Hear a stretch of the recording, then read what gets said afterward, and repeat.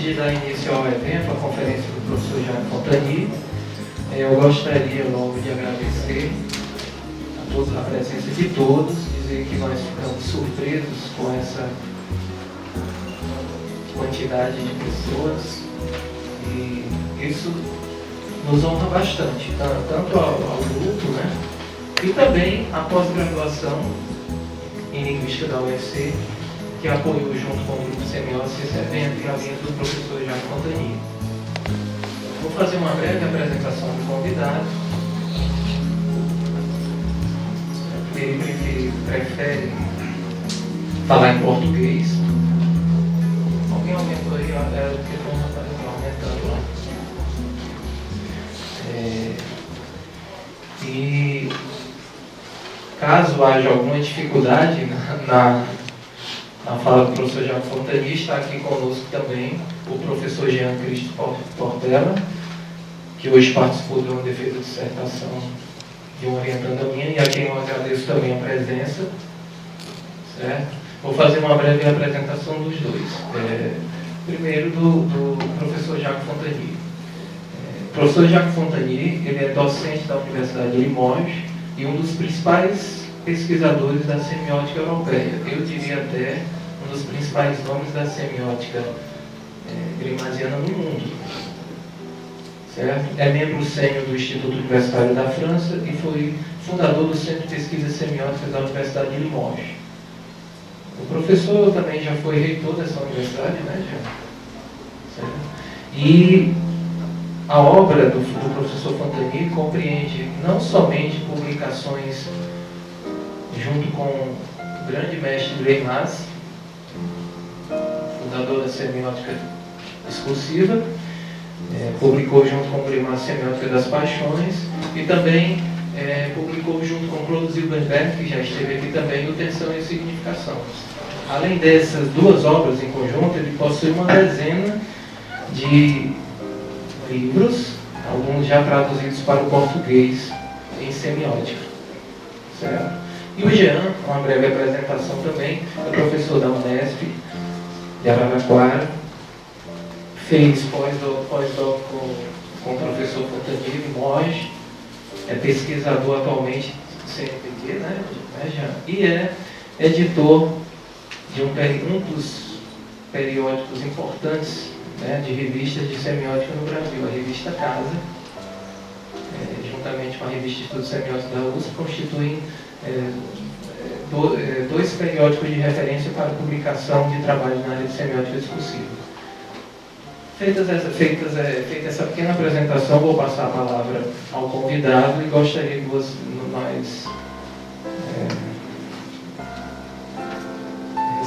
vamos receber o professor com uma salva de palmas, né? Tanto pela conferência.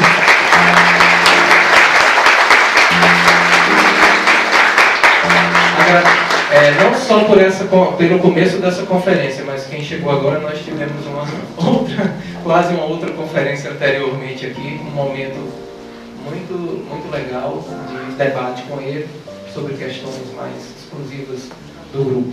Então eu deixo vocês com o professor Jacques Fontany. Obrigado a todos, todos. Obrigado a Américo e Rodrigo por sus invitações. Vou falar sobre formas de vida, avec un petit commentaire en français pour commencer. Je vois qu'il y a beaucoup de monde dans cette salle, et je voudrais vous prévenir que c'est une conférence théorique.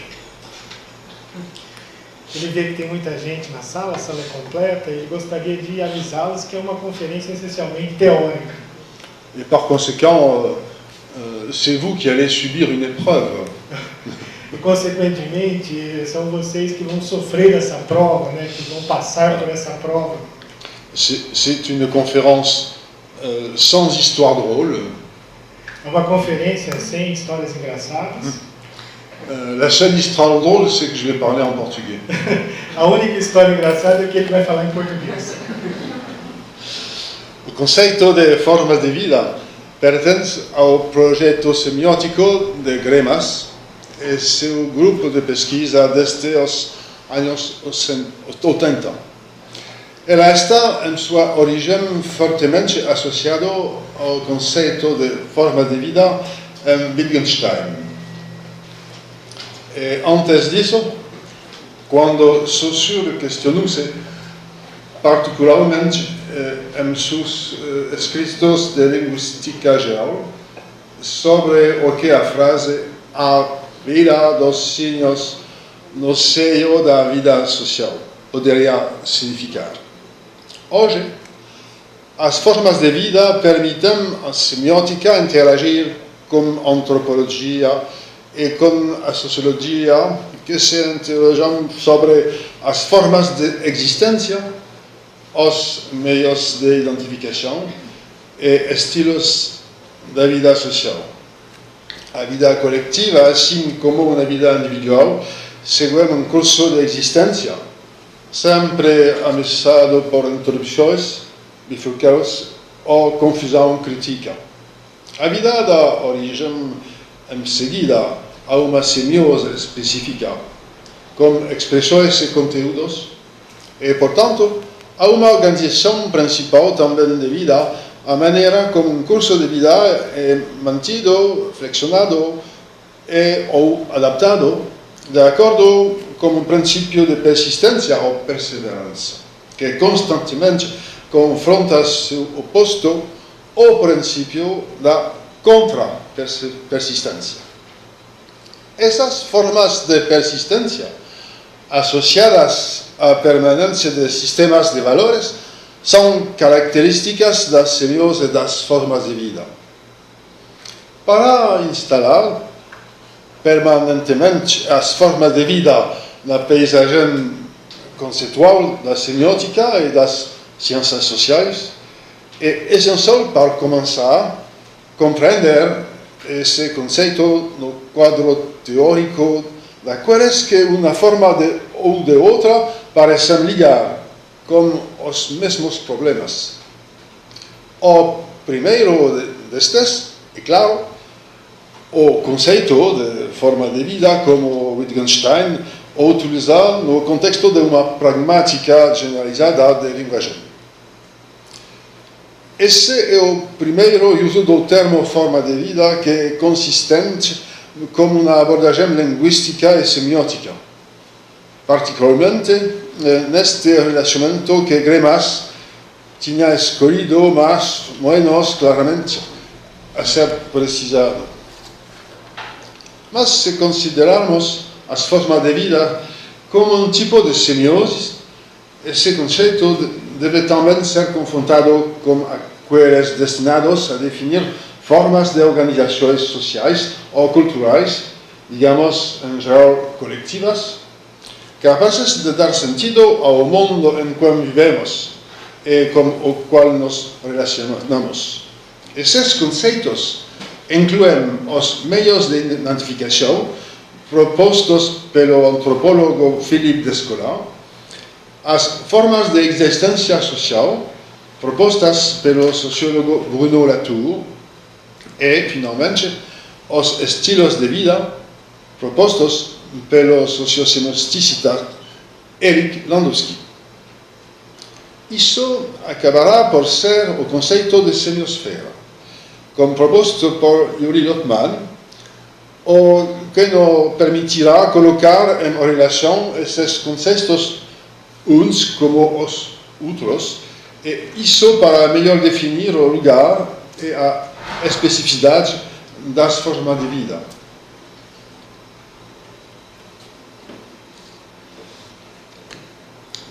Primeira parte, as formas de vida como linguagem. Diferentemente da noção de estilo de vida que se situa nas tipologias sociológicas, a noção de forma de vida se inscreve explícita e solidamente na filiação da teoria da linguagem.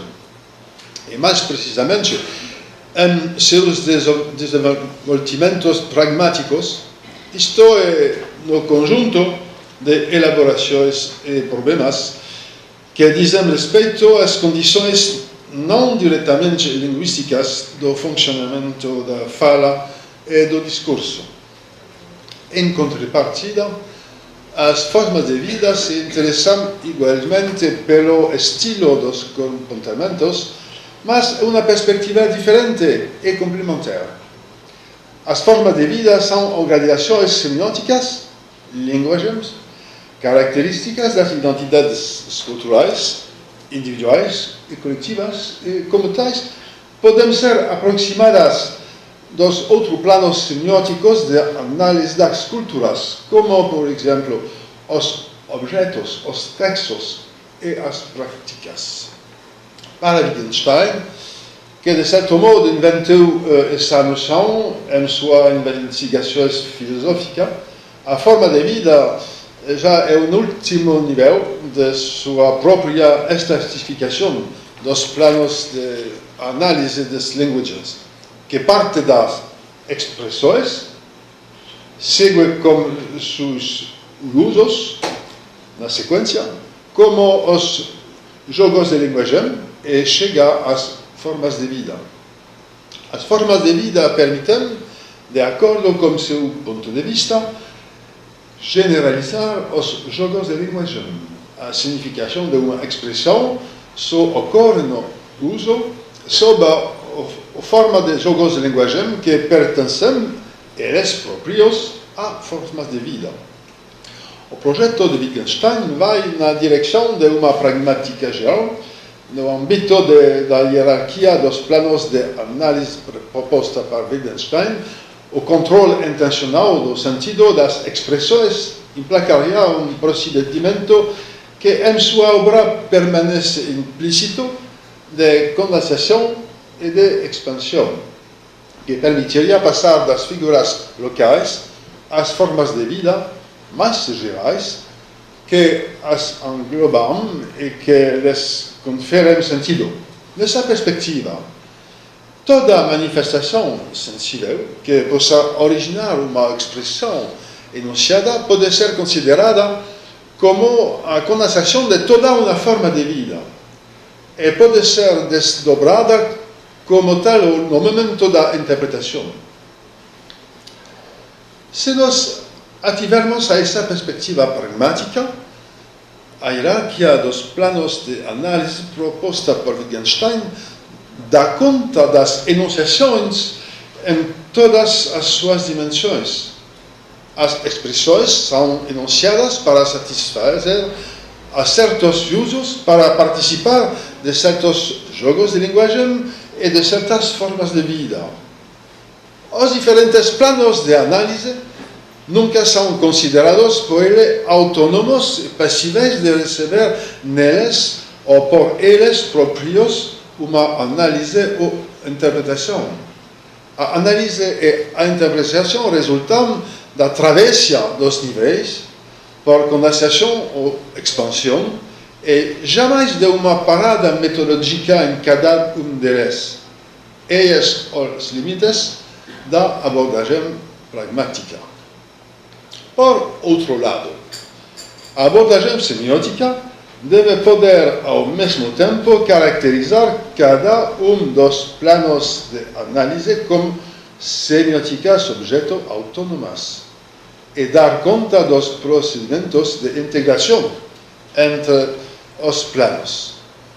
Por isso, propusemos, em Prácticas Semióticas, o livro, uma reorganização dos planos de análise, percurso generativo do plano da expressão, mas claramente inspirado pela perspectiva semiótica. Esse percurso é, na verdade, fundado em diferentes morfologias da expressão das semióticas objeto, desde os signos elementares até as formas de vida, passando pelos textos, pelos objetos, pelas práticas e pelas estratégias. Cada dos níveis de análise é também plano de imanência, segundo a concepção de que, nos limites de cada desses níveis, a análise é contínua, mas na passagem de nível a outro, ela é descontínua. o analista reconoce en suma que modo de plano de imanencia porque debe reajustar los procedimientos de análisis a las nuevas propiedades que observa y de que debe dar cuenta. Cada plano de imanencia corresponde a un tipo de semiótica objeto cuya morfología de expresión es principalmente explicitada por sus propiedades sintagmáticas, propiedades espaciales y topológicas, temporales y secuenciales, y tipo de operaciones matemáticas dominantes. Por ejemplo, o fechamento isotópico de textos, as formas de acomodación do curso de acción, os agenciamientos tácticos das estrategias. São igualmente levadas en consideración as modalidades de integración en un plano de imanencia dado das semióticas objeto pertencentes aos niveles inferiores y aos niveles superiores. Además, todo tipo de semiótica objeto en cada nivel de análisis está sometido a un régimen de creencia específico, fundado en la consistencia y la congruencia de las diferentes propiedades de su modo de expresión. A creencia textual difiere así de la creencia práctica. A primera se funda no fechamento y, por tanto, la coherencia interna do desenvolvimiento narrativo que va de una situación inicial a una situación final, ao paso que a segunda se funda na calidad de ajustamiento das peripecias de un curso de acción aberto nas duas puntas de cadeia e submetido aos acasos da interacción con otros cursos de acción, frecuentemente imprevisíveis. Esses regímenes de creencia ficcionais, prácticos, documentais, etc., definem ao mesmo tempo o quadro fiduciário no qual está aquela organização semiótica pode ser interpretada e, mais precisamente, as condições nas quais os valores que ela propõe podem ser concebidos e partilhados. Portanto, a integração entre duas ou várias semióticas objeto pertencentes a planos de imanência diferentes implica uma modificação, uma combinação e uma recomposição dos regimes de crença. O próprio sistema de crença de formas de vida deve ser especificado intuitivamente e como hipótese de trabalho. Acreditar na vida que levamos, acreditando em sua própria existência e aderir e identificar entre todas as opções disponíveis na comunidade que pertencemos, as melhores condições para garantir tanto a continuação de nossa existência atual e, em particular, dos grupos a que acreditamos pertencer. Esse sistema de crenças é, portanto, um sistema de identificação sustentável, que identifica o que faz um curso de existência persistir. Propomos especificamente caracterizar as formas de vida nos dois planos que constituem uma linguagem.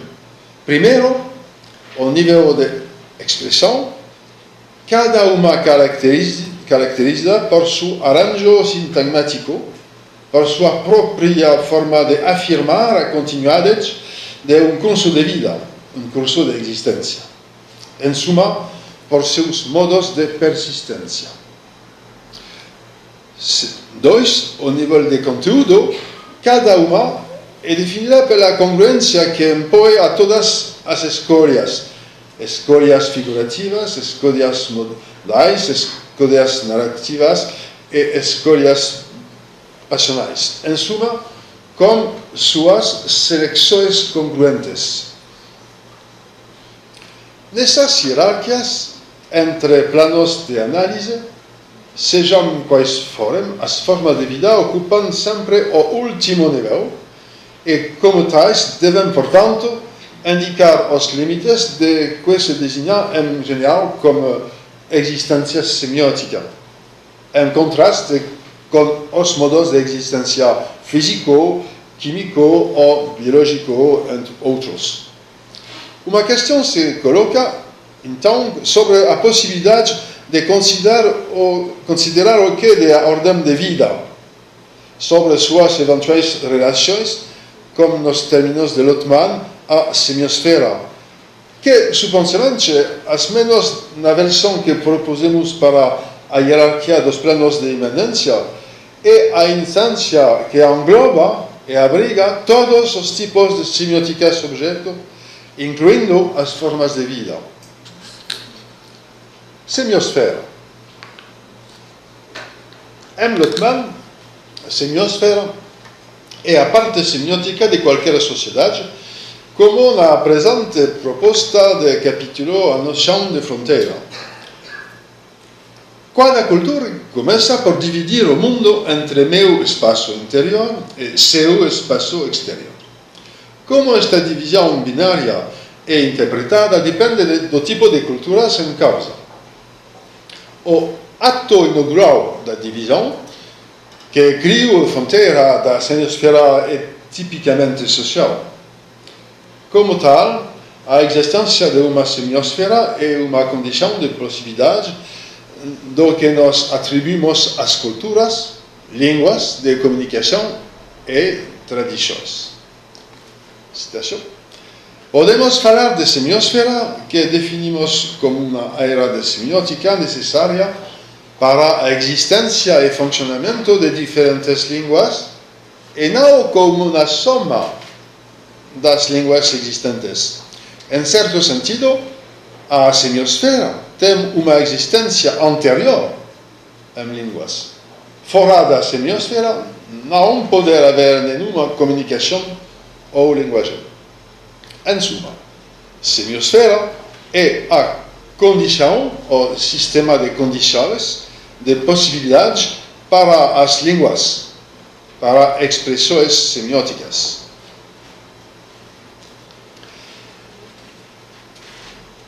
Meios de identificação. Neste ponto de desenvolvimento de nossas ideias, nós precisamos examinar a antropologia contemporânea no que diz respeito à relação entre forma de vida social e a dicotomia natureza e cultura.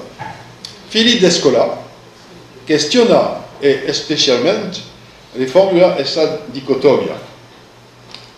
Ao estudar os Achuar na Amazônia, ele descobriu um sistema em que a principal descontinuidade entre humanos e não humanos se baseia em diferenças físicas e não, como na nossa sociedade, no fato que os seres humanos são os únicos seres vivos com uma interioridade e um espírito. Para os Achuar, todas as espécies têm uma interioridade e podem se comunicar por meio de uma espécie de linguagem universal. Philippe Descola, a partir dessa reflexão, desenvolve gradualmente, pelo cruzamento com outros tipos de sociedades, uma tipologia com base em 4 tipos de meios de identificações. A tipologia de meios de identificação é feita com base em 2 dicotomias. Primeiro, interioridade e fisicalidade. Segundo, identidade e diferenciação. O que gera, na combinatória, 4 tipos de funcionamento social: o totemismo, o animismo, o analogismo e o naturalismo. Animismo. Animismo é o sistema em que os não-humanos têm os mesmos atributos de interioridade que os seres humanos, mas se distinguem pelas suas características físicas. Totemismo. Totemismo é o sistema que identifica os seres humanos e não humanos, tanto fisicamente quanto sobre o plano interior, e diferencia grupos mistos, clãs humanos e espécie não humana. Entre eles, é totemismo. Analogismo. Analogismo é um sistema social em que existem apenas diferenças entre as propriedades físicas e morais do ser humano e ou não humano.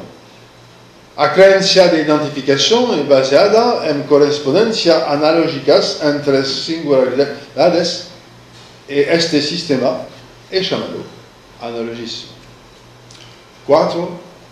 Naturalismo. Naturalismo é o sistema social que precisa a identidade física natural entre os seres humanos e não humanos e diferencia pela interioridade. Somente a sociedade naturalista decide que a natureza é a parte universal do mundo inteligível e que não pode ser plenamente compreendida se comparada a outra parte plural e diversificada, as culturas. Os quatro meios de identificação de escola constituem macrofamílias de formas de vida, como se pode falar de macrofamílias de línguas. Macrofamílias de forma de vida definidas pelo sistema de crenças de identificação em que as sociedades estão associadas. Semiosfera, meios de identificação e 3 formas de existência social.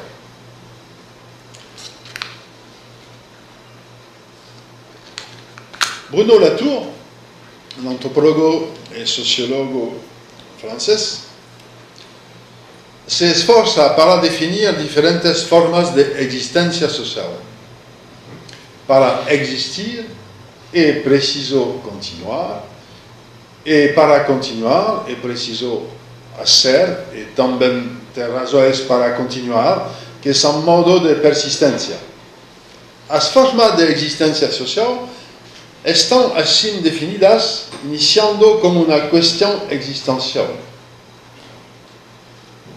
Por que é que continuamos a nossa vida individual para garantir a continuidade da existência?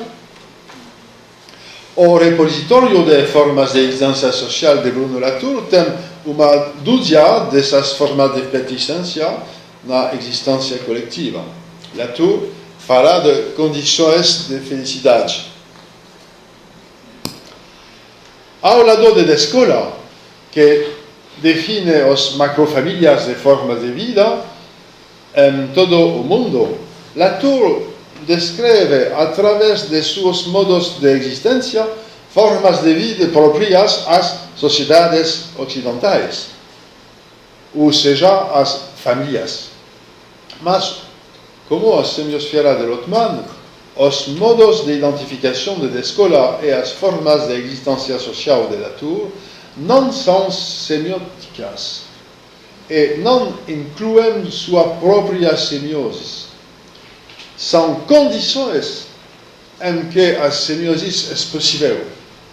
Isto é, as condições gerais de semiosfera e modos antropológicos de identificação e as condições específicas para as formas de existência social.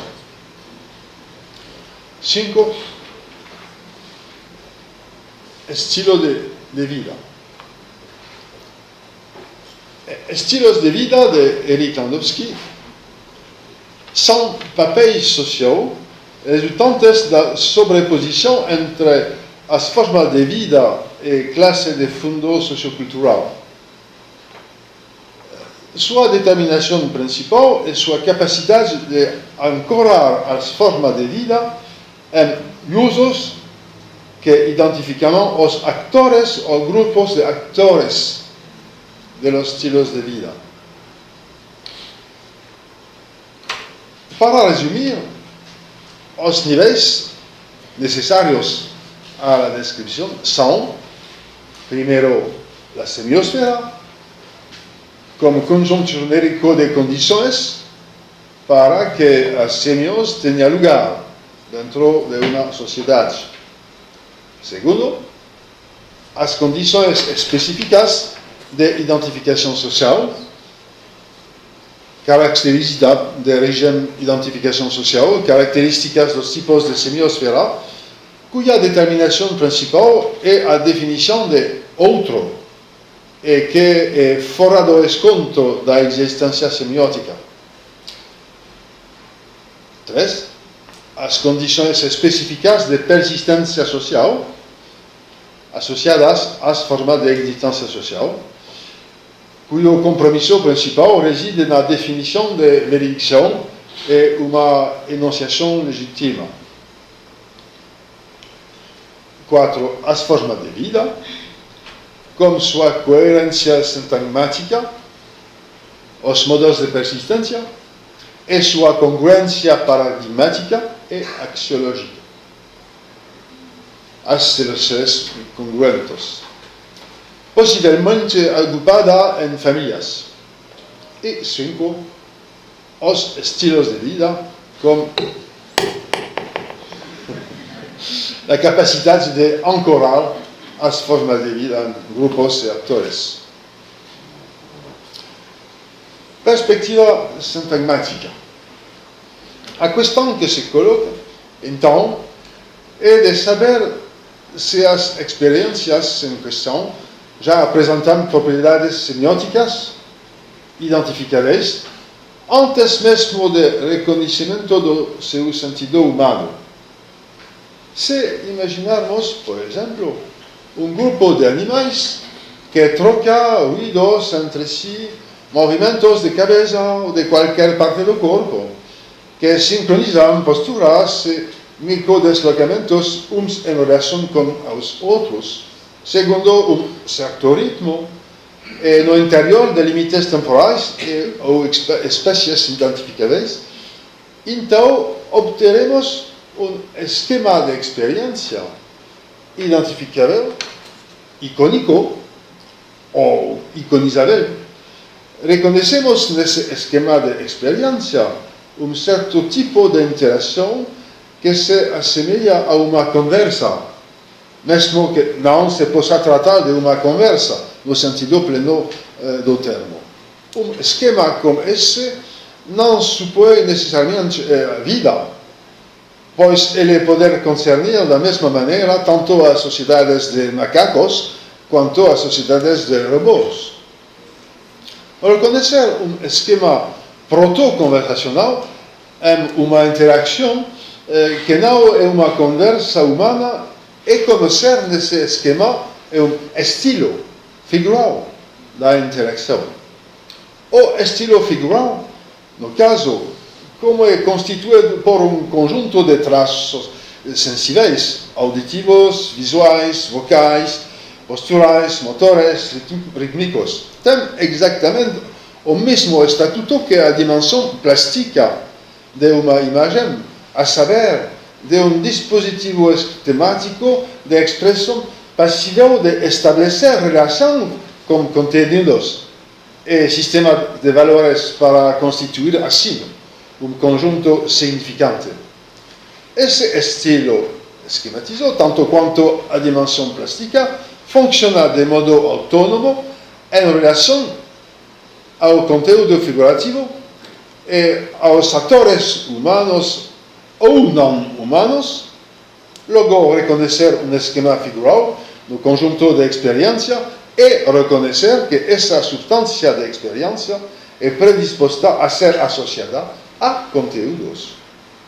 No caso das interações humanas, esse investimento do esquema de experiência por conteúdos resulta no reconhecimento de forma de vida e de práticas semióticas humanas.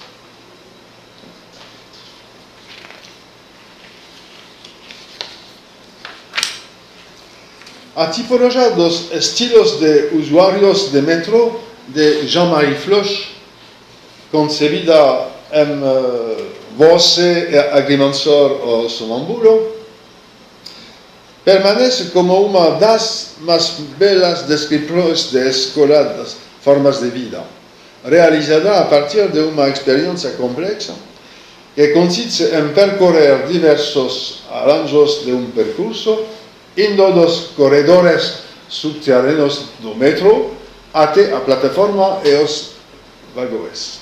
Sua tipologia dos usuários repousa precisamente sobre a categoria continuo-descontínuo. No caso, a continuidade e a descontinuidade são aquelas do percurso, de acordo com o fato de o usuário aceitar ou não as paradas e pausas propostas ou sugeridas pelos lugares, aparelhos, cartazes que balizam o caminho do metrô. Evidentemente, são raros os usuários da metrô que se detêm definitivamente e pernoitam no metrô.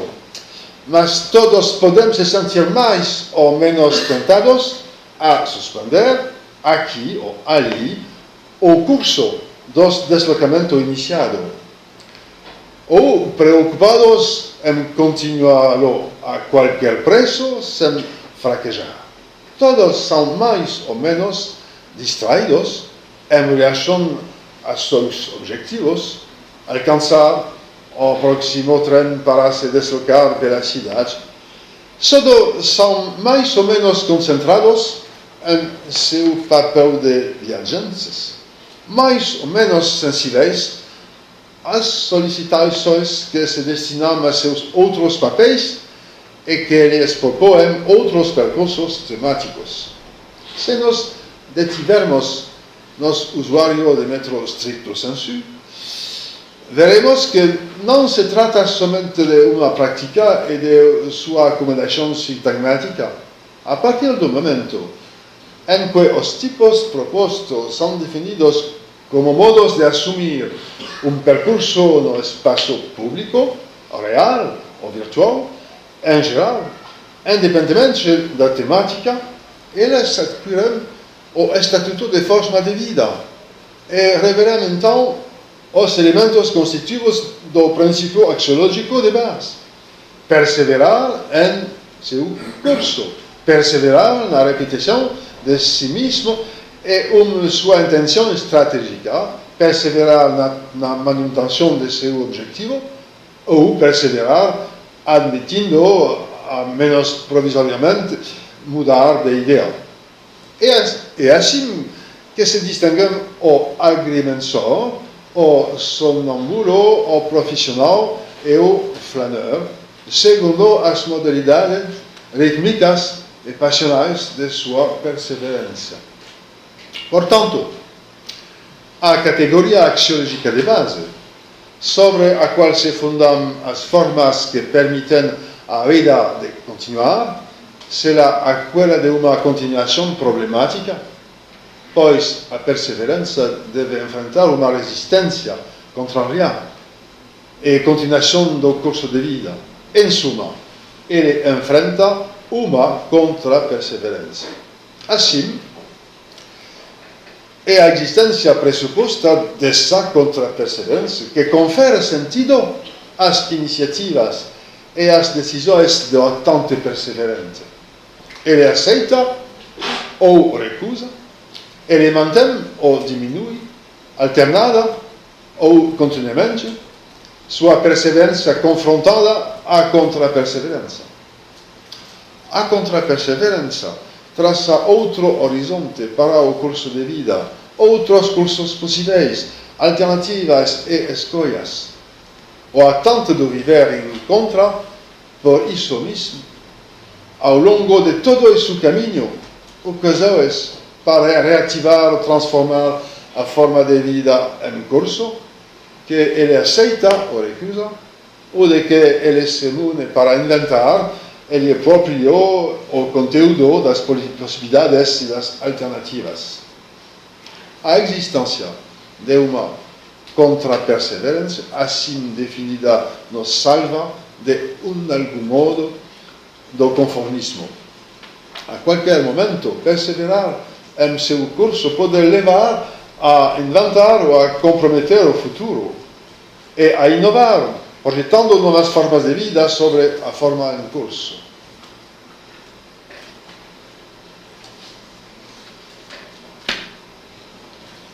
O sentido de curso de vida é esquema sintegmático. A respecto do esquema narrativo canónico, Gremas e Cortés escreverán no primeiro volume de seu dicionário de semiótica, cite, o esquema narrativo constitui como que cadro formal em que vamos escrever o sentido de vida. Quadro formal em que vamos escrever o sentido de vida. Como suas três essenciais, etc. É importante, quadro formal em que vamos escrever o sentido da vida. O sentido da vida, conteúdo, se inscreve em esquema sintagmático canónico, a sequência dos três tipos de provas. O raciocínio de Gremas começa com estruturas de enunciados narrativos, examinados a partir de corpus folclóricos, e passando por uma série de extrapolações sucessivas, atinge nível de generalidade suficiente para chegar à forma de vida. Commentaire en français. Dans la citation de Gremas, l'important c'est le cadre formel, c'est-à-dire on retrouve ce que j'appelais tout à l'heure un schéma figural. Un schéma figural. Et ce schéma figural, c'est là où vient s'implanter le contenu, le sens de la vie. Na citação de Gremas, o mais importante é a noção de quadro formal, onde se inscreve esquema figural que recebe conteúdo. Você sabe? Qui accueille le contenu. Que acolhe o conteúdo. A forma de vida, projetando no curso de vida esquema sintagmático determinado, decide em suma a natureza, o número, o tamanho e a composição dos segmentos e dos agenciamentos considerados pertinentes para poder acolher o sentido de vida. Como já afirmamos, o curso de vida é uma substância e é a projeção de esquema sintagmático sobre esse curso que o torna forma. A partir de então, essa forma é capaz de atuar como uma forma de expressão que pode ser associada a uma forma de conteúdo, uma forma de vida. Esquema sintagmático é escolhido como plano de expressão e configurações modais, passionais e temáticas, e elas são associadas como plano de conteúdo. Trata-se de fato de constituição de uma semiótica objeto de pleno direito, graças à reunião de dois planos de uma linguagem.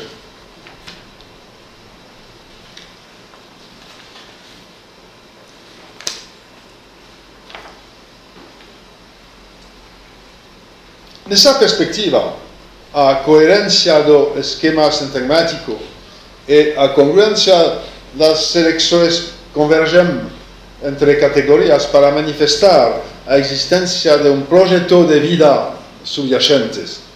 Poderíamos ilustrar essa asserção recorrendo ao caso do absurdo.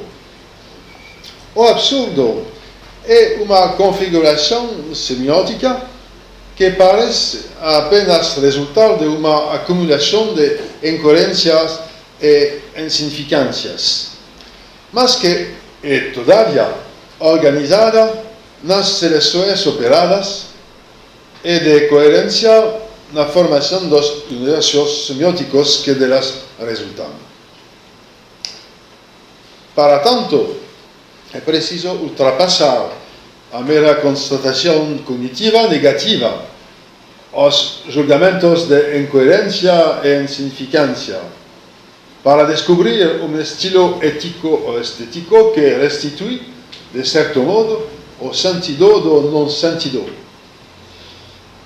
Isso é especialmente válido para 4 escritores: Camus, Albert Camus, o absurdo, Sartre, Jean-Paul Sartre, a nausea, Ionesco, Eugène Ionesco, o rinoceronte, e Luís Ferdinand Céline, Viagem ao fim da noite. 4 franceses. Desculpe. A partir do momento em que o sentido da vida não é mais acessível pela via cognitiva, a forma de vida propõe uma via estética e sensível que se assenta essencialmente na particularidades da manifestação figurativa. Isso significa que, se o mundo é incoerente entre relação às normas estabelecidas e às seleções conformes, o conjunto das seleções operadas no percurso relativo nem por isso deixa de seguir os princípios de congruência que garantem seu efeito intencional. Nos 4 autores mencionados como características congruentes próprias a essa forma de vida particular, poderemos observar, primeiro, o desequilíbrio da função semiótica, devido a uma proliferação do plano da expressão, o excesso do significante, e uma rarefacção correlativa do plano de conteúdo, a vacuidade do significado. É o caso do desequilíbrio inverso do belo gesto. O belo gesto é rarefacção do plano de expressão, apertura e proliferação do plano de conteúdo. 2. Consequentemente, o campo de presença do sujeito que é sensível ao absurdo se encontra seja afetado por uma densidade excessiva do ponto de vista exteroceptivo, seja por um vazio extremo do ponto de vista interoceptivo. A própria presença sensível está desequilibrada, pois oscila entre rarefacção interoceptiva e proliferação exteroceptiva. Esse desequilíbrio coloca um problema para a propriocepção que, por definição, pertence aos 2 pontos de vista ao mesmo tempo, rarefacção e proliferação, e que deve mantê-los associados. 3. A partir de então, o corpo próprio que se esforça em vão para reunir o mundo exteroceptivo e o mundo interoceptivo, para reunir a rarefacção e proliferação, para les fazer, respectivamente, plano de expressão e plano de conteúdo, experimenta esse nivelamento impossível entre 2 mundos incomensuráveis. Essa experiência proprioceptiva se traduz, por exemplo, em Sartre ou Céline, na nausea, ou em Ionesco, por experiências somáticas esquizoides. 2 tipos, portanto, de manifestações figurativas e somáticas específicas do absurdo, na medida em que se torna impossível a mediação proprioceptiva. 4. A dimensão narrativa é afetada, já que, como a quantificação está desregulada, a liquidação da falta só pode acarretar um excesso, que gera, por sua vez, uma insuficiência ou inverso. O desequilíbrio ponderal da função semiótica engendra a cada ciclo descompasso na intensidade de busca e das confrontações polêmicas, de modo que o devir da narrativa absurda só pode ser processo sem fim de amplificação e de exacerbação dos conflitos. 5.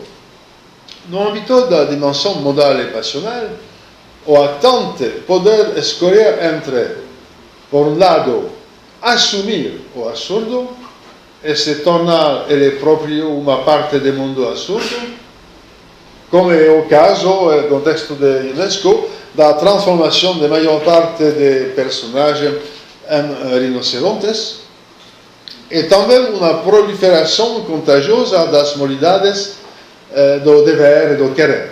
E por outro lado, recusar-se e assumi-lo, proclamar sua irresponsabilidade, como faz Béranger em Os Rinocerontes, sob uma forma de não dever e não querer, o que equivale a uma alternância entre, de um lado, fugir da angústia do absurdo, misturando-se à incoerência do mundo para deixar de perceberla, e, de outro lado, viverá indefinidamente como espectador impotente e desesperado.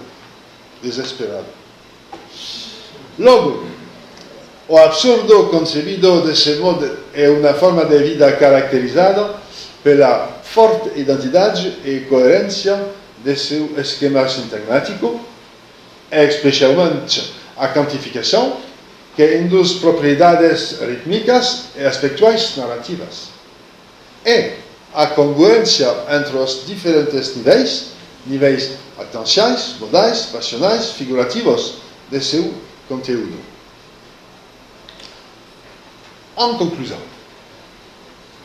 para ser um objeto de estudo admissível em semiótica, pouco de água, uma forma de vida deve ser constituída como semiótica objeto. A semiótica é a ciência das formas significantes e o raciocínio que leva a definir uma forma de vida como objeto, semiótica objeto, deve explicitar em todas as circunstâncias como e por que uma vida ganha forma. Essa existência mínima é a única via que nos poupa das derivas interdisciplinares e das vagas considerações acertadas em prações da experiência vivida. O procedimento que adotamos é, ao mesmo tempo, o mais simples e o mais completo. Mais simples, porque visa tão somente dar conta da maneira pela qual se constituem em conjunto o plano da expressão e o plano de conteúdo. Mais completo, porque não se contenta em inventariar as recorrências e os esquemas reconhecíveis e exige examinar separadamente em correlação, ao mesmo tempo, o que se passa no âmbito da expressão e o que se passa no âmbito de conteúdo. Disso decorre a fato, como mostramos acerca do absurdo, de que o corpo do atante está diretamente implicado na coerência e na congruência da forma de vida, já que ele deve assumir e sustentar a correlação entre os dois planos de semiótica objeto. Obrigado por sua paciência.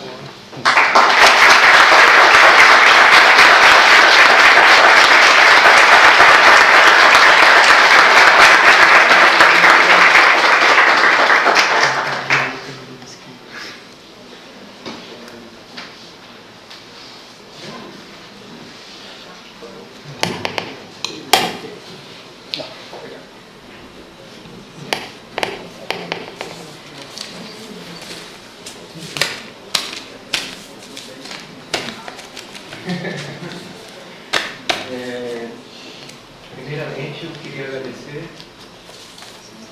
ao professor Jacques Fontanier pela conferência Esse assunto, na nossa área, para quem é semioticista, é um assunto bastante atual e de extrema relevância, embora vocês puderem observar, bastante complexo. Certo? A proposta do professor Jacques, que ele desenvolve de forma de vida, ela é no meu modo de entender, depois eu vou repetir. Ela é uma tentativa, ela abre para a semiótica keynesiana novos caminhos e tenta fazer com que essa semiótica tão crucificada dentro da linguística, em outras áreas, de alguma maneira, como ele mesmo disse no começo da conferência, incorpore cada vez a semiotização das práticas, né, de objetos semióticos de natureza diversas. Certo? Para quem quiser se aprofundar nesse assunto, a obra dele está aí para ser lida. Embora a maioria dos livros é em francês, mas alguns já traduzidos para o português, sobretudo pela pena do tradutor dele que está aqui, que é o Jean. Então, para quem tem muita gente aqui que não é da semiótica, então quem quiser se iniciar nesse assunto, nós temos bibliografia vasta sobre não só sobre forma de vida, né? Na obra do professor Jacques Fontanier. Eu queria passar a palavra aqui só porque o Jean conhece o professor melhor do que nós, é bastante íntimo dele, e assim, eu queria que ele dissesse algumas palavras sobre a impressão desse nosso encontro que acontece nos bastidores desde ontem, né? E hoje finaliza com essa conferência. Bom, obrigado, Ricardo. Na verdade, eu gostaria de fazer um comentário geral a respeito, mais uma vez, aquele que supostamente traduziria, né, está atuando como quem coloca questões. Mas eu gostaria de fazer um comentário geral a respeito da sua fala com uma questão.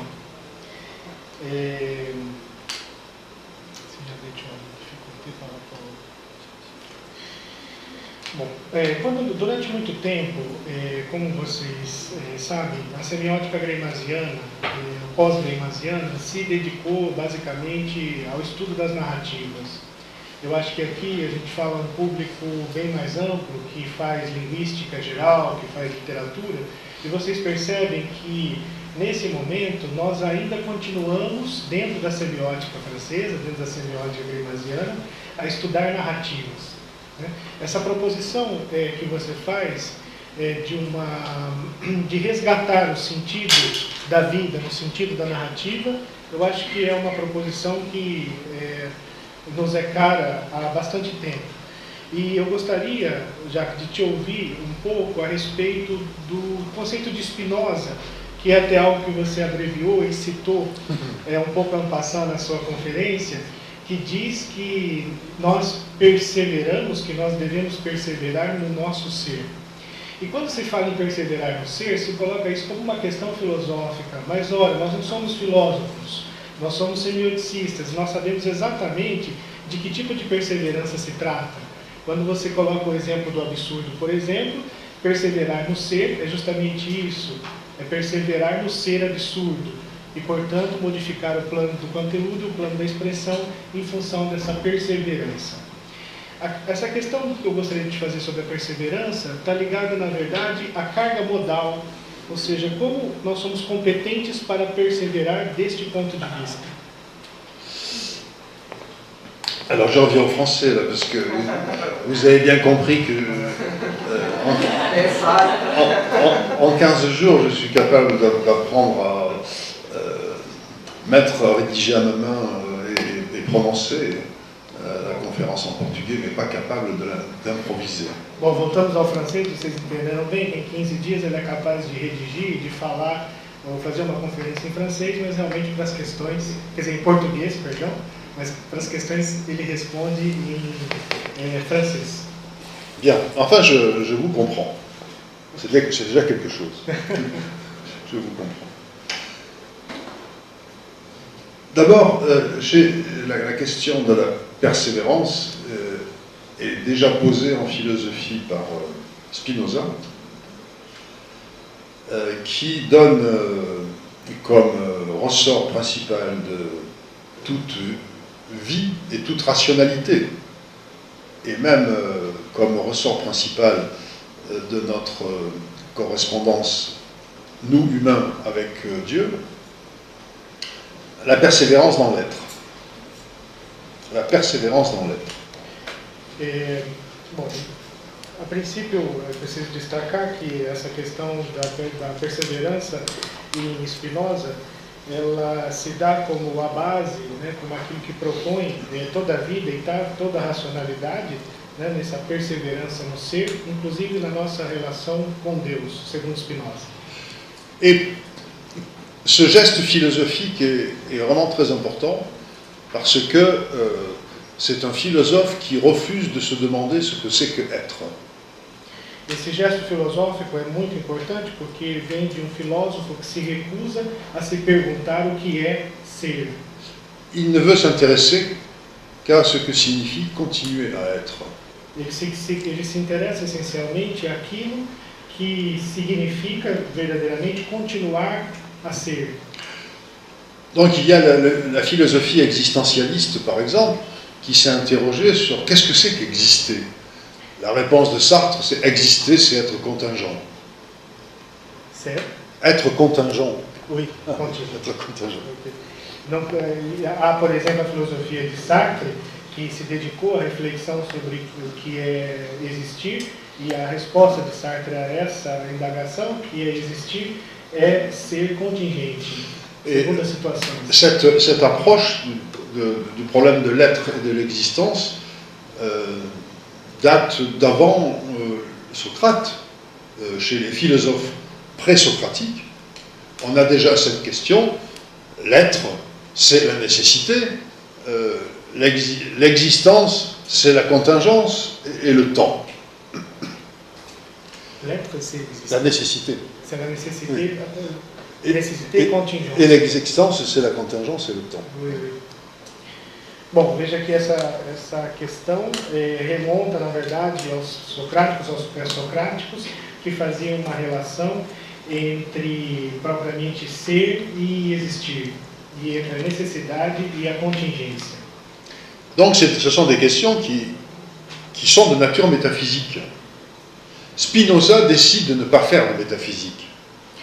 São questões que são de natureza metafísica e Spinoza decide não fazer isso de maneira metafísica. Ce sont des questions qui construisent l'ontologie. Spinoza décide de ne pas se situer dans l'ontologie. São questões que constroem uma ontologia e Spinoza decide em não se situar, em não propor uma ontologia. Donc exister, c'est persister.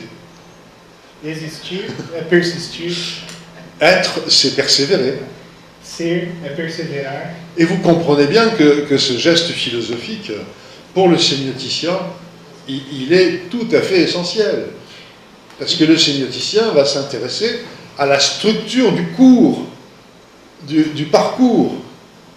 Le sémioticien n'a rien à dire sur ce que c'est que être ou exister, mais il a beaucoup à dire sur qu'est-ce que c'est que continuer. Vejam que esse gesto vai ser fundamental para o semioticista, porque o semioticista vai se ocupar do curso, do percurso, do decorrer da ação, sem se colocar maiores problemas. Parce que continuer, c'est bien sûr du récit, mais ce sont des modalités, ce sont des formes aspectuelles. Porque continuar vem certamente da narrativa, das modalidades, das formas aspectuais. Ce sont des dynamiques, ce sont des passions. São dinâmicas, são paixões. Et ce sont des valeurs. São valores. Parce que pour être ou exister, il n'y a pas besoin de système de valeurs. Mais pour continuer, il faut un système de valeurs. Porque para ser ou existir, não temos necessidade de um sistema de valor, mas em contrapartida, para continuar, precisamos de um sistema de valor. Donc c'est pour ça que si on fait une sémiotique des formes de vie, il faut non pas réfléchir sur ce que c'est que la vie en métaphysicien, mais réfléchir à ce que c'est que la forme de la persistance de la vie. Voilà. É por isso que quando se fazemos semiótica, nós não deveríamos refletir enquanto metafísicos, mas refletir naquilo que faz ser e perseverar na vida. Et d'ailleurs, c'est une des tendances que la sémiotique partage avec l'anthropologie ou la sociologie contemporaine. La question n'est pas de savoir pourquoi on est en société, c'est pourquoi on y reste. E, aliás, é uma tendência que a semiótica partilha com a sociologia e com a antropologia contemporânea, que não é aquela tendência de saber por que, na verdade, nós nos constituímos enquanto corpo social, mas porque nós nos mantemos, nós continuamos a existir enquanto corpo social. C'est pas pourquoi on a inventé des types de sociétés, mais pourquoi elles durent, pourquoi elles continuent. A questão não é exatamente porque nós inventamos um certo tipo de sociedade, mas porque o tipo de sociedade que inventamos, ele continua, ele perdura. Donc, la sémiotique est rassurée si elle est d'accord avec l'anthropologie et la sociologie, plutôt qu'avec la métaphysique. Bom, a semiótica pode ficar tranquila, né? Pode ficar bem, realmente confortável, se ela é identificada mais à sociologia e à antropologia do que à metafísica. Bom, se vocês tiverem questões, vocês podem colocar. Todas as suas questões são bem-vindas, na verdade, em português. Claro, eu posso ajudá-los, o professor compreende bem.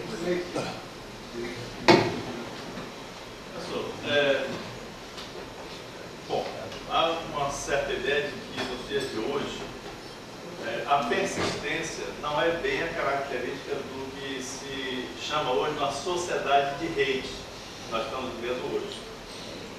O professor, quando tinha 20 anos de idade, estava exatamente em 68. Eu entendo que em 68, na Revolução de Maio de 68, tudo indica que havia uma conjunção com a ideia de persistência na sociedade. Uma convicção, havia uma ideologia. Hoje parece que a persistência não é bem a característica. Nós estaremos em disjunção com a ideia de persistência. Como o semioticista sanciona, certo? O jovem de 20 anos, que parecia que tinha essa convicção, e o jovem de hoje, que aparentemente, tá certo? Não está em conjunção com a persistência. C'est la deuxième partie, j'ai compris 68, mais la deuxième partie, j'ai pas compris. Comment tu analyses en fait la différence entre les jeunes de 66 et 64 qui avaient de la persistance et les jeunes de la contemporanéité qui ne représentent pas de persistance par exemple? Alors, oui, je me faisais préciser pour bien sûr de répondre juste à la question que vous posez. Parce que j'avais envie de répondre un peu autre chose, je vais le faire aussi. Na verdade, eu pedi um pequeno detalhamento para que ele pudesse responder exatamente aquilo que você perguntou, e a princípio ele tinha vontade de responder uma outra coisa que saberemos agora. Ah, voilà. Alors, la première chose que je voudrais dire, sans répondre directement à la question, c'est que si on prend le problème du point de vue des formes de vie, je n'ai pas développé du tout cette question, mais les formes de vie sont des sémioses et par conséquent, elles se déplacent sans arrêt. Elles reposent sur des systèmes, mais la sémiose elle-même, la forme de vie, est toujours une invention, une réinvention, une innovation, une transformation par rapport à un état antérieur. Oui. Bom, ele começa por um comentário mais geral sobre a tua questão, exatamente sem responder diretamente no primeiro momento, dizendo que se nós consideramos o problema que você coloca pelo viés da forma de vida, precisamos considerar que uma forma de vida enquanto semiose se desloca e se reinventa continuamente. Et par conséquent, la question peut se poser de la manière suivante. Est-ce que ces transformations, ces évolutions des formes de vie sont toutes entièrement maîtrisables par les individus, les groupes, les communautés? Est-ce qu'il existe des transformations qui échappent à ces groupes, à ces communautés, et qu'ils peuvent reconnaître en avoir aucune initiative. E, consequentemente, a questão que nos colocamos é se essas transformações no âmbito das formas de vida, elas são todas compreendidas, geridas por todos os indivíduos e pela comunidade na qual eles se inserem. Pour prendre une comparaison linguistique, Saussure, qui n'était pas du tout un ennemi de la diachronie comme on a voulu le dépeindre, était complètement persuadé que la langue était une évolution permanente, une sorte de fleuve puissant que rien ne pouvait arrêter dans sa transformation et que personne ne pouvait faire couler. Le fleuve coule tout seul. Donc ça, c'est une des possibilités des transformations des formes de vie. Quelque chose comme une masse humaine qui active, énonce en permanence les formes de vie et par ce fait même les fait bouger. Ça, c'est une première, c'est la solution, c'est la description du deuxième cas de figure. Uma comparação que pode ser útil com a linguística é quando pensamos, por exemplo, em Saussure, que, como todos nós sabemos, não gostava nada da diacronia e que compreendia, na verdade, os processos como um rio poderoso que ninguém pode parar, né? Ninguém pode interromper e, sobretudo, que ninguém pode fazer correr. O rio passa e vai sozinho e o mesmo se daria em relação às formas de vida. Autrement dit, pour comprendre les transformations, je vais arriver à la question sur les deux générations dans quelques phrases. Pour comprendre le sens de ces transformations, il faut aussi savoir quel est le régime temporel dominant du moment. Para compreender essa transformação, é preciso saber qual é o regime temporal que impera, que é dominante nesse momento. Donc, en 68, après 30 ans de reconstruction après la guerre, les Européens ont le sentiment de maîtriser leur destin. Ils sont dans un régime temporel où ils pensent qu'on peut construire le sens de la vie seul, en groupe, en communauté, mais qu'on peut avoir une initiative efficace. Em 68, ou seja, 30 anos após a reconstrução da Segunda Grande Guerra, os europeus têm a sensação de que eles podem construir o seu destino comum dos seus indivíduos na sua comunidade. Et je crois que c'est le sens de la révolution de 68. Au-delà de ces explications ponctuelles, il y a un moment où une génération veut réinventer la vie sociale. É o sentido geral da Revolução de 68, não há um momento em que uma geração toda quer inventar seu modo de estar em sociedade. C'est une génération que je connais bien parce que j'étais dans la rue en 68. É uma geração que ele, ao menos, conhece bem, porque ele estava na rua em maio de 68, em 68.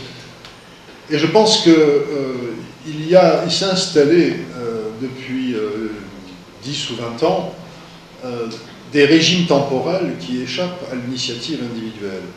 Ele acredita que se instalou entre nós, se instalou entre nós a partir, quer dizer, há 10 ou 20 anos, uma forma de gerir o tempo que escapa ao domínio individual ou coletivo.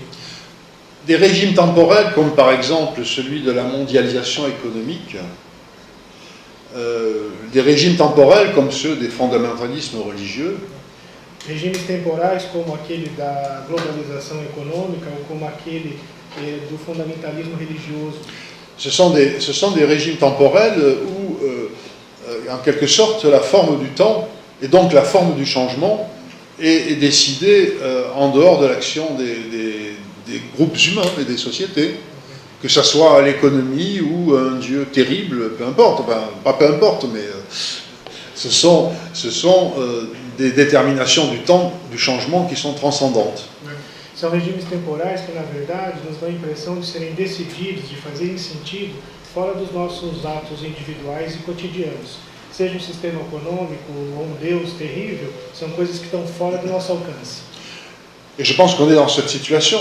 Enfin, Mais il n'y a pas que la génération des jeunes qui est dans cette situation, tous les âges. Vous et moi, nous sommes aussi dans cette situation aujourd'hui. Acho que estamos nessa situação, e não são somente os jovens que estão nessa situação, mas todas as gerações, como a do próprio Leite, a do professor. Je pense que toutes les sociétés ont à disposition tous les régimes temporels. Si elles se laissent imposer certains régimes temporels plutôt que d'autres, c'est qu'elles se les laissent imposer. Mais toute société a à chaque moment à disposition tous les régimes temporels, ceux qui lui permettent d'agir sur le sens de la vie et ceux où le sens de la vie lui est imposé, et le changement du sens de la vie. Ele acredita que todas as sociedades têm à sua disposição vários tipos de regimes temporais, todos os regimes temporais. E que, na verdade, haveria duas escolhas, né, em termos de regimes temporais. Agir sobre o curso da vida ou receber a imposição dessa ação. Je pense qu'il y a dans toutes nos sociétés, il y a des institutions dont c'est le rôle de permettre de choisir le régime temporel dans lequel on veut vivre. Par exemple, le droit. Le droit, qu'est-ce que c'est que le droit du point de vue des régimes temporels? Eh bien, le droit, c'est ce qui permet de redonner aux acteurs d'une société la maîtrise du sens du temps dans lequel ils vivent et le sens du changement. Le droit, c'est ce qui permet d'éviter d'avoir un régime temporel du changement qui est imposé de l'extérieur, de là-haut, enfin d'ailleurs, etc. Bon, la politique aussi, la démocratie, c'est aussi une forme qui permet de reconstruire la maîtrise du régime temporel dans lequel on vit. Alors, ça peut nous amener loin, mais cette question m'amène très loin. Na verdade, as instituições, elas têm exatamente o papel de nos ajudarem, de informarem a nossa visão a respeito do tempo.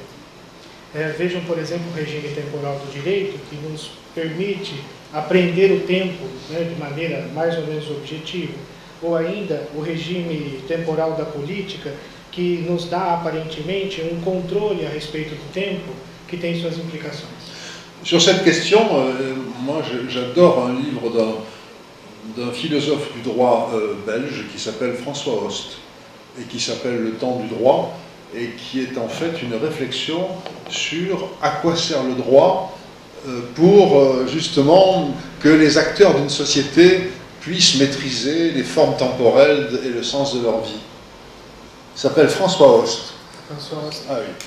C'est écrit simplement, c'est pas de la sémiotique, mais c'est drôlement intelligent. Ah bon? Bom, ele gosta muito de uma obra nesse sentido em relação aos regimes temporais do François Host, que chama O Tempo do Direito. Eu acho que não pode ter tradução em português. Não? Eu acho que nós não temos tradução em português. Que é uma obra que faz uma reflexão que diz o seguinte: para que serve o direito afinal, se não para nos dar modos de gestão do tempo, modos de pensar o tempo? Voilà. Le traducteur est content de sa traduction. Il peut, hein, il faut le féliciter. Hein. Là, tu parles plus doucement, tu découpes.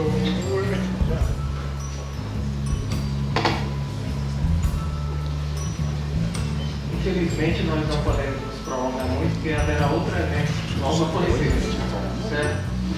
Então, precisamos nos retirar para o pessoal preparar o auditório. Eu queria, mais uma vez, agradecer, primeiramente, o apoio dado pela coordenação do programa de pós-graduação em Linguística, certo? Que concedeu, financiou essa vinda dos dois aqui. E sem esse apoio, o grupo Semiose não teria conseguido trazer o professor Jacques Fontani. E agradecer ao Jean, que fez essa tarefa extra, né, de traduzir, certo? E acompanhou todas as discussões. Mais uma vez, obrigado. E agradecer a presença de vocês e dizer, algumas pessoas estavam me perguntando aqui como faz para estudar semiótica, entrar no grupo. Nós temos um grupo, pessoal. É só botar semiótica no Facebook, no site, semiótica.fc.br. Semiótica, chega lá. Porque o Facebook é mais atualizado do que o site, infelizmente. Então, quem quiser acesse lá, nós temos 2 grupos de estudos funcionando. Um que a gente chama de avançado, mas por uma questão meramente técnica. Todo mundo é bem-vindo e funciona às sextas-feiras das 11h30 às 12h30, em que a gente discute questões mais abstratas, mais complexas do programa semiótico. Mas o aluno pode assistir, qualquer pessoa é bem-vinda. E há um grupo que os alunos de graduação do América, não menos competentes, um grupo chamado Introdutório, é o Djavan, que está aqui. Depois, cadê o Djavan, hein? Só para ele. Saiu, né? Ele estava aqui, ele está aqui, estava aqui. Mas ele é o responsável pelo grupo e também, depois vocês podem acessar no Facebook, procura o Djavan, que ele organiza um grupo que funciona às quintas-feiras, das 12 às 13 horas. Os horários são sempre esses para todo mundo poder participar. E que, de alguma maneira, é uma semiótica introdutória. E a gente sempre, ele vem todo semestre fazendo isso e o resultado é bom. As pessoas gostam desses encontros, então ele fornece que é o que interessa, né? Ao final, geralmente, você fornece um certificado, né? Certo? Então o Américo dá um certificado de participação semestral nesse grupo introdutório. E aí as portas estão abertas para quem quer estudar semiótica. O Jean trouxe poucos livros, eu acho que uns 9 livros. Esse aqui, que foi lançado recentemente, Formas de Vida, Rotina e Acontecimentos. É um livro organizado, não é do professor Fontanier, mas contém essa palestra de hoje, essa conferência de hoje está aqui nesse livro, tem artigo também do Jean. Nesta conferência especificamente, o professor reescreveu algumas partes em português e colocou bastante coisa nova no começo. Exatamente, Porque ele adensou o essencial está aí. Mas ele está vendo aqui por R$35, há poucos exemplares. Isso. Certo? Quem quiser. Mas sem pano. São 9 exemplares. Segura logo o seu. Depois se encomendar pelo ponto. Dá para comprar pelo No site da editora. Editora Coruja. Fácil de decorar. Certo? Eu queria aqui chamar o Leite. Em nome do grupo, viu, já? Nós vamos lhe dar uma lembrancinha do Ceará. Ele é artista plástico. E aí, em nome do grupo.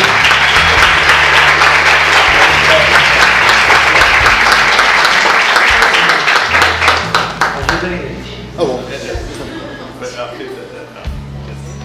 A gente ver aqui, vai ter que mostrar o presente. Também é a propaganda do artista. Eu sou colecionador das obras do Leite. Ah oui. Je ne déplie pas, hein, mais c'est une peinture, hein, c'est ça? Faz diferença. Pode abrir. É uma tela. Abre. Você tira toalha. O Jean já sabe. O Jean já sabe. Une véritable collection de peintures de Leite. Voilà. Essa é uma tela do Mucuripe, lá da beira-mar.